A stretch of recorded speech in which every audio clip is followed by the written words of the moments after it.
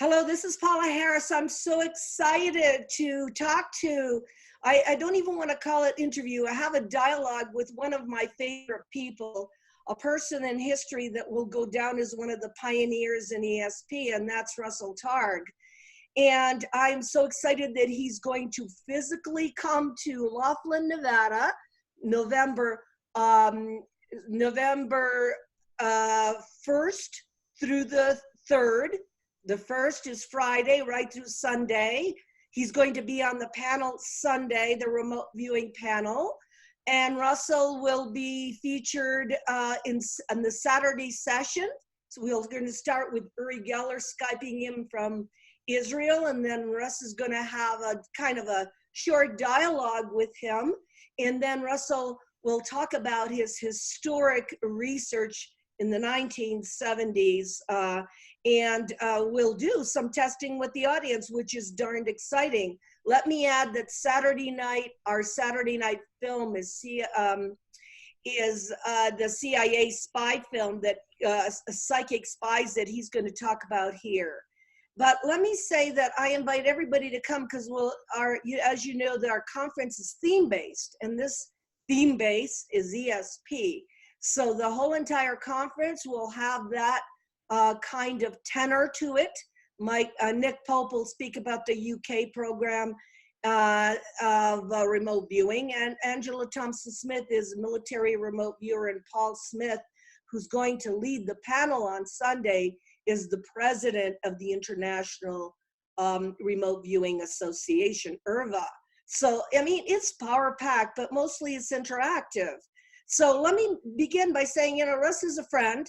He's talking to me from Palo Alto, Russ? I'm in Palo Alto. Palo Alto, California. And I know him because he came to visit me in Italy on several occasions when we had remote viewing conferences in Italy.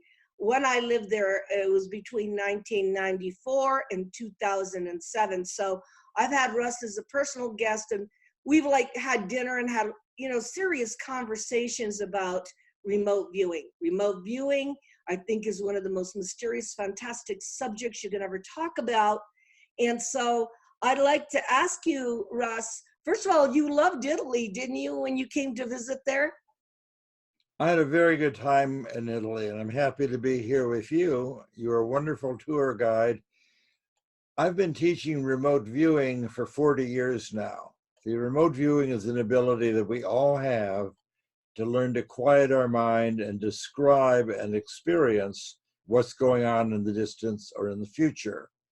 So after I left the SRI program in 1982, I was free at last from the government scriptures, and I went to Italy for a number of years. I went for 4 years. I went to Italy, and Paula and other people set up workshops for me. I had a lot of people, 40, 50 people in a workshop, mainly nice-looking Italian women in their little black outfits from Milan. And at the end of my program, where I'm showing people how to do psychic things, I would have a formal test. And what I discovered in this formal double-blind test is that each year, this group of people would do a statistically significant result. That is, the group of 40 women would get together and individually do things at odds of 1 in 1,000. So if you did that for your PhD dissertation, they'd give you a PhD in remote viewing. And I had never seen an American group do as well as the Italian group. So at the plenary session on the last day in Italy of my 4th year, I stood up in the session and said, I've been entertaining you folks now for 4 years, and each year you do the best of anybody in the world. Why do you think that the Italian women appear to be so incredibly psychic? And one of the women stood up and said, well, the answer to that is very simple. Everyone knows that Italian women are the most beautiful and they're the most sexy. Why shouldn't they be the most psychic? That's an interesting answer, but have you thought about it and the fact of women being the most psychic? This is very I interesting. Do think you that think the it's answer is, right-brained? Do you I think think it has the to do answer, with, yeah. the answer that the Italian women have the most self-esteem. Oh, In America, my job is to help people get out of their own way, to not overthink this, to recognize that this is possible to do. The Italian women already know that they're given the permission to do anything that they want to do. They don't have to overcome the strictures of there's no ESP. They come into the session expecting to be successful, and that's why they're so successful. I should say the only group of Americans who have ever done as well as the Italian women is the conference of the American Dowsing Society, where I have 60 old men in their bib top overalls who spend their lives dowsing for water. They were also excellent remote viewers. wow, that is so interesting for these statistics. Have you written about it in any of your books, these Yeah, statistics? I published that in the Journal of Scientific Exploration. But SSE, yeah. I was just amazed to find these women who had never done this before do so excellently well. And I'm happy to share that with you because I know that you're greatly in favor of Italian women also. Yeah, well, I am an Italian woman. I was born in Italy and I am an Italian woman, but I feel that one of the things is that, you know, if you want to look at the right brain, creative, intuitive side, women innately have that.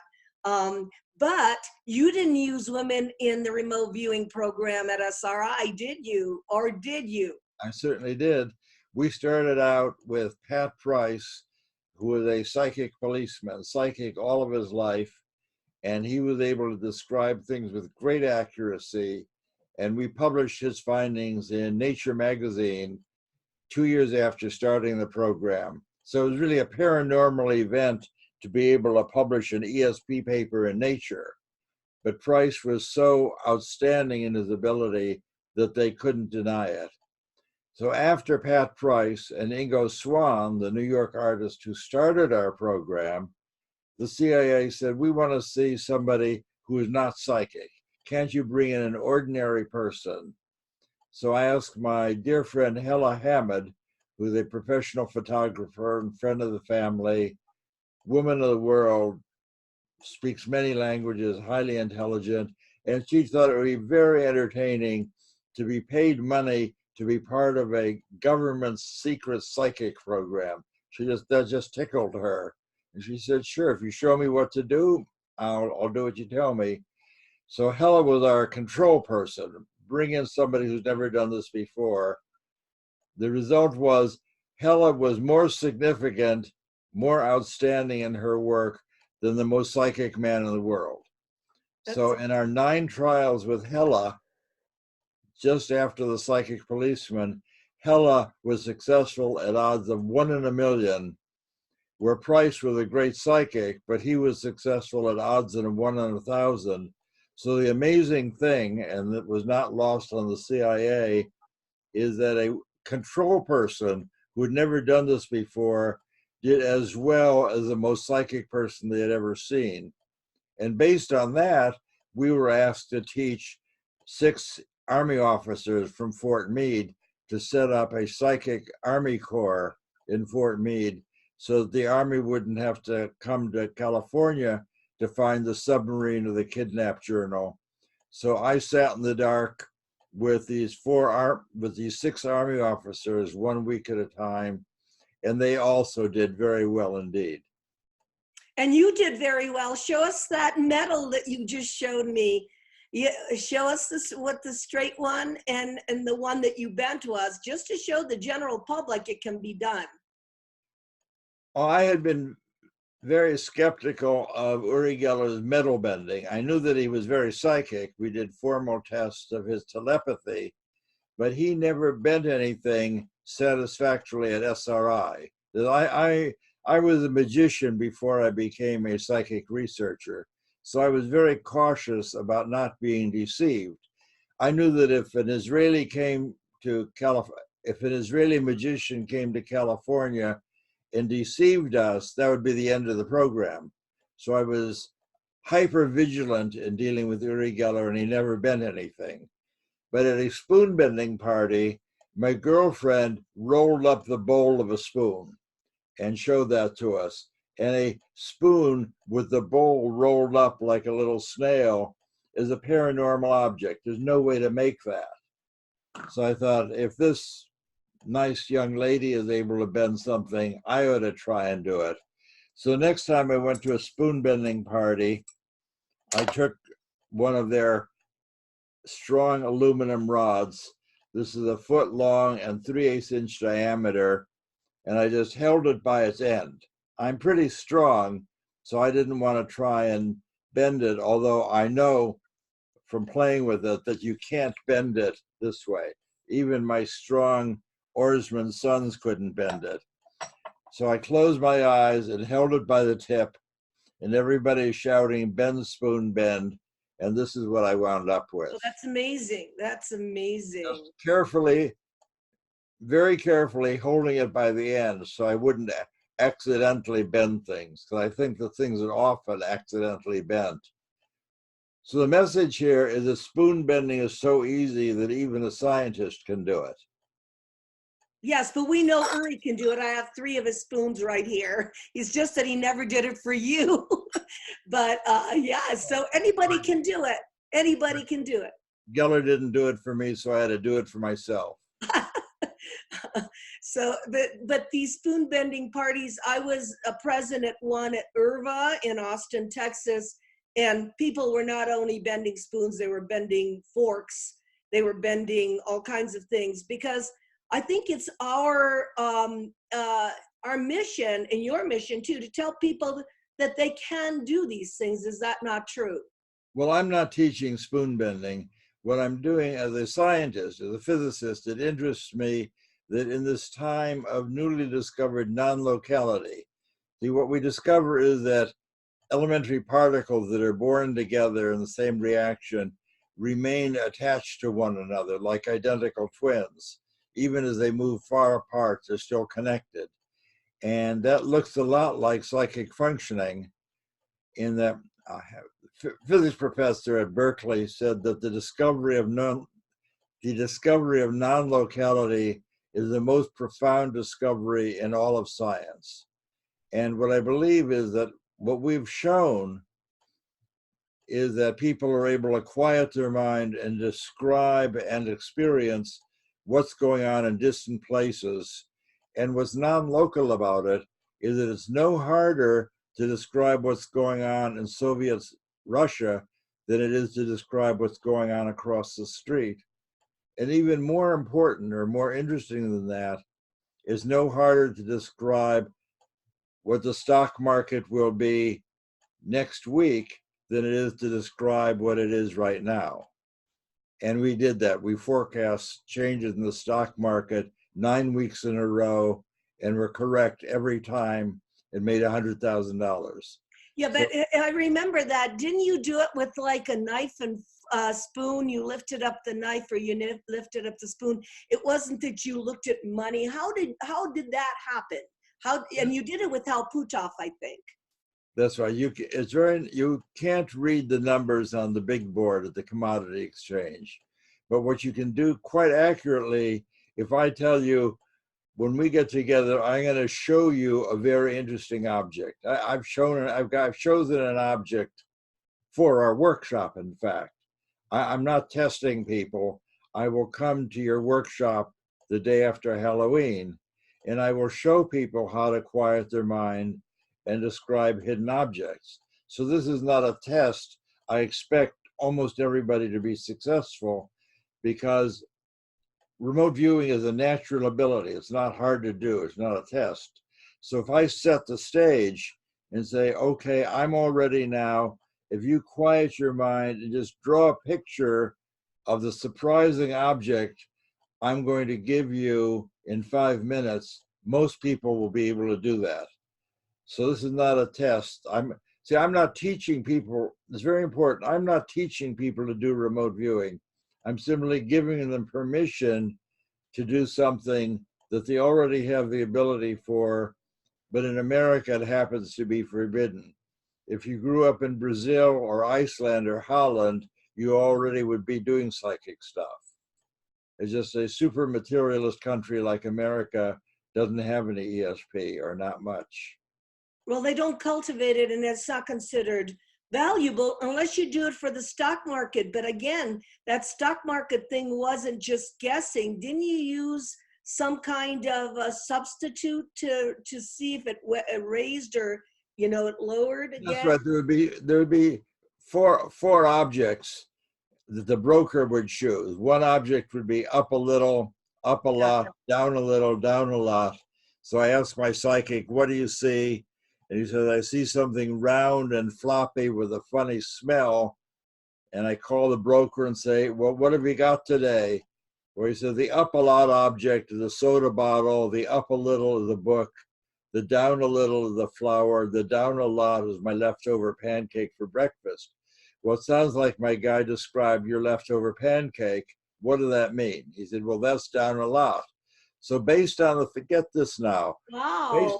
based on the fact that my psychic across the table from me described a smelly pancake, we will sell $50,000 worth of silver into a rising market.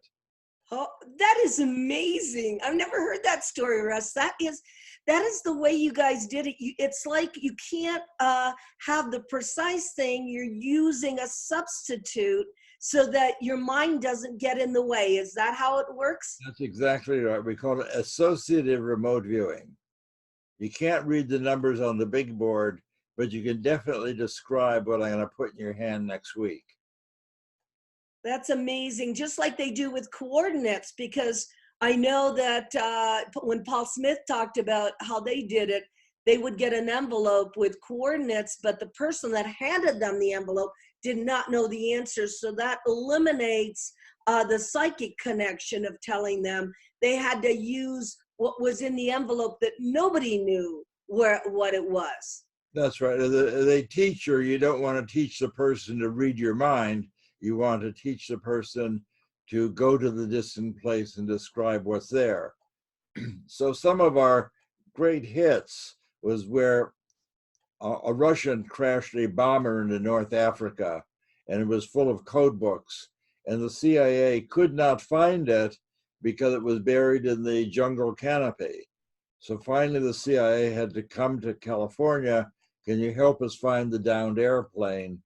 And two of our people were able to mark up a map of Zaire and say, "It's right here. It's between the village and the river, and the mountains are on the right." And the CIA went with a helicopter to the place that was marked. And as they were landing the helicopter, honest to God, as they were landing the helicopter, natives were coming out of the jungle dragging pieces of the airplane right to where they were standing. So we found, and Jimmy Carter gave us a test. We opened the film. We made a film about our 2 decades of psychic spying called Eye Spies. And Jimmy Carter opened the film for us, saying that the most amazing thing that happened during his presidency was some psychics in California found a downed Russian bomber. That's amazing. Let's also add that Edgar Mitchell helped get the money for this program, correct? Absolutely. Because God I bless was at a him. conference on speculative technology that I was invited to lecture on what Americans and what Russians were doing in 1972, before there really was a Russian effort, before there was an American effort. And I had an ESP teaching machine with me that I built. Now, the ESP teaching machine is now available free from the App Store, from the Apple App Store, called ESP Trainer, and can offer you feedback and targets. And I can probably, with one. Is it random abstract? Is it, It looks exactly like this. Are you dealing with zeros and ones, or what are you dealing with? Which picture will ring the bell? Okay. So you want to press the button that'll ring the bell, and that will that will help you learn what it feels like when you're exercising their ESP. So call it again. What is it for the audience? It's called the ESP? ESP Trainer. ESP Trainer. It's an app. And it's a free app from the Apple Store. Okay. It offers feedback and reinforcement and a pass button so you don't have to guess if you don't have that special feeling. And many, many people then write to me and say, I'm getting 12 now where I'd only expect 6. What does that mean? What can I do next? And people are very excited. And at this NASA conference, it happened, Werner von Braun, the great gadgeteer and rocket scientist after he quit being a Nazi, and he loved his ESP game and was very, very successful. He was really excited because when you press the button, generally nothing happens. But if you're psychic, every time you press the button, the bell rings. And that's very, very exciting for the person who's doing it because he knows that he's manifesting ESP right in front of us. And he then took this game to Jim Fletcher, who was the chief administrator of NASA, and said, this is maybe important. Why don't you give these guys some money to start the program at SRI? They can teach astronauts to become aware of their spacecraft. And that was a cover story. So it was with von Braun. It's because von Braun was successful with the ESP game that we got our first $80,000 from NASA to start the program at Stanford. That's amazing. That's an amazing story. Let's go on to say, though, before we talk about the movie, that besides making the guesses and being right, you've written a book, you've written 3 books that I have here. You've written so many more, but Limitless Mind, The Reality of ESP for the People, and Do You See What I See? These are the 3 I have. But one of the books talks about healing yourself using these non-local principles. So it's just not about playing game. If you have these kinds of talents, you can also do a lot with healing yourself in your life. Is that not true? Well, you can heal other people. It's always, the healer always has a problem healing herself, but teaching intuitive diagnosis is again very easy. When I was doing workshops, I would typically do a 3-day workshop, and the last thing I would do on Sunday afternoon is have everybody write down on a card the name of some person, not themselves, some other person, and they would like to get a diagnosis of how that person is, what their difficulty is, what their disability is. And then I would guide them to have their partner describe the question, how is the person on this card? They have no feedback. They don't know if it's a man or a woman. You've got a blue card on the table and you've written down Mary's name, then she has this problem, that problem, the other problem, and that's it. And I ask you, I have a friend here, what can you tell me about my friend? And then you learn quickly to quiet your mind, get a picture of the friend, guess at her gender, and describe what's her problem. And that turns out to be the easiest of all psychic tasks. Well, that's amazing. Your daughter also did a lot of work on this, Elizabeth, when she was with us. God bless her. And she did a testing, I think, of people that had AIDS and that you could pray for them and they would get better. And then she had another group. And can you say just a little bit about that? Because that's non-locality too. Yes, indeed. Elizabeth was a psychiatrist, and she did an experiment in which she had experienced healers all over the country send healing intentions to half of her group of AIDS patients. She was a physician working at Can we stop right now, Desta? and she had people from all over the country who are experienced healers send their healing intention or energy or prayers, whatever their discipline was, to half of her AIDS patients. She was a psychiatrist dealing with patients at California Pacific Medical Center, and in a group with 60 patients, half of them would receive healing ministrations from experienced healers, and the other half were controlled. The people who received the healing energies had statistically better outcomes than the controls. They had fewer trips to the hospital, fewer days in the hospital, better psychological self-report. And that was published in the Western Medical Journal as a straight up medical psychiatry paper. And that was then replicated in other American journals. So the explanation for that, and I think Dean Radin is doing a lot of work on that, is the entanglement or a non-locality can affect, even from distances, the outcome. And so what science is trying to do is prove that these things can really happen. Is that not true? That's right. The evidence is now so strong that it would be unreasonable to doubt the reality of ESP.